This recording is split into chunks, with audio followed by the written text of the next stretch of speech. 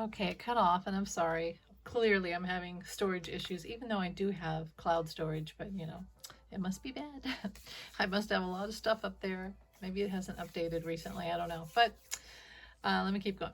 Um, the group of them there. It looks like with their blue suit, they're wearing 45 suit, red tie, and no brain of their own. They just look like this blob, this entity of this blob that can't think for themselves, like single cell earthworms in a pile of mud. But you know what it looks like? It looks like little kids who put on daddy's outfit from the closet and says, "Daddy, look at me. Am I just like you now, Daddy? Am I gonna be just like you, Daddy?" It's yeah, they clearly have daddy issues, all of them, and he doesn't give a crap. He's just using them. He's using them to violate his gag order because he doesn't want to go to jail and he doesn't want this to affect the election. He's scared it's going to keep him from winning. And so he has to get them out there to spread propaganda and to scare the jury, scare the judge, scare everyone. But it's really propaganda for the American public in front of those cameras to say, don't listen to the man behind the camera, listen to us. And what we have to say is he's innocent. Like Boebert said something like, he doesn't even know what he's in there for. He doesn't know what he's charged for. Well, he should know.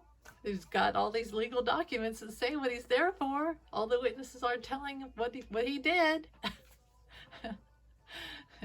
It's a hush money case. That's because he had sex with the porn star, tried to pay her off before an election to influence the election results. And he used illegal means to do it. Um, he doesn't know what he's there for. Maybe that's because he's asleep. Maybe he should wake up. Maybe that's the problem. Wake him up. If you're there, maybe you guys could nudge him once in a while. Maybe that's why you're there. Because he's not there. He's the only one. Everyone is at the courthouse except for 45. He's the only one who's not there because he's asleep. I've said that I know he's not asleep really. What he's doing is he's literally passing out into la la land because the narcissist in him can't hear these bad things because it's ruining his narcissistic God complex. Okay. The narcissist can't handle it. So that's why he's closing his eyes. And so he opens his eyes at key moments, like talking about sex. His eyes were sure open during that, but when it's people saying bad things about him and the legal stuff and stuff that he just can't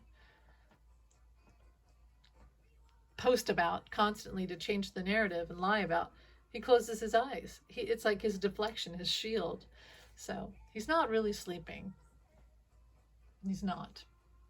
He's literally passing out into his own world. He's a narcissist. So, what was the other thing? Yeah, the Mike Johnson thing that bothered me the worst because the other day, Mike Johnson, two things. Speaker of the House should be bipartisan. It works for the better good of the entire country. United we stand, divided we fall. He should be like John McCain, bipartisan.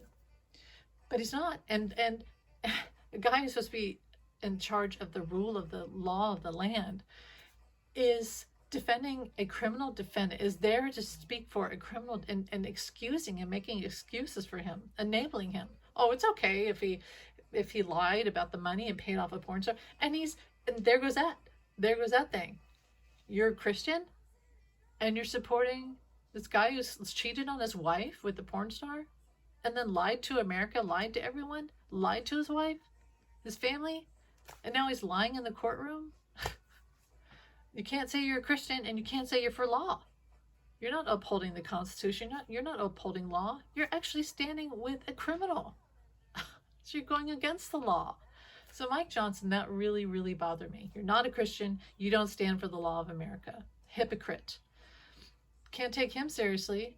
And then Boebert, yeah, the thing she said, which I think I just covered about, he doesn't know she said about 45, how can they charge him when he doesn't even know what he's being charged for? He doesn't even know what the crime is. Well, he should know he did it. And also there's legal documents stating out everything he did. And it was a hush money case. He needs to wake up. I just said that, but yeah, he needs to wake up. Wake him up and read the document to him.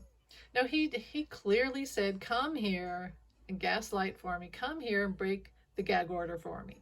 So I wouldn't be surprised if Judge Mershon over the weekend writes up a new gag order, we might even hear something about it at the end of the day today. New gag order rules. You can't have these people as your satellites violating the gag order. You clearly called them in. They're clearly doing your dirty work for you. You can't do that. I mean, Boebert even truthed it. She posted it. We're here to violate the gag order, blah, blah, blah. And the whole thing with the judge's daughter, which I probably already said, they keep bringing her up. That's their propaganda to tell America, this is all a witch hunt. This is all made up because the judge's daughter is pro-democracy. I mean, most of us are pro-democracy. So why didn't we hear about her before? If she's so bad, why didn't we hear about her before with Hillary? We'd never heard of her, never heard of this person. She's not in the courtroom. Oh gosh, 4 crows just showed up in the backyard, like 4 of them all together. It's a witch hunt for her. Uh-oh, they're gonna eat the cherries off my daughter's tree. Oh gosh, maybe I should tell Julia real quick. Those bloody bastards. Should I go tell her? Hey, Julia. Hey, Julia. Julia. You need to go check your cherry tree. There's all these crows that are trying to eat the cherries off your cherry tree. Bye.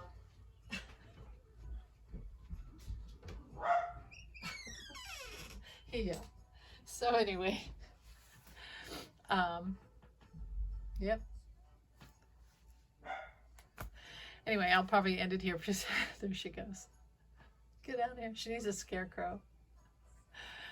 It's funny. I'll give you a little glimpse. She's out there now in the garden.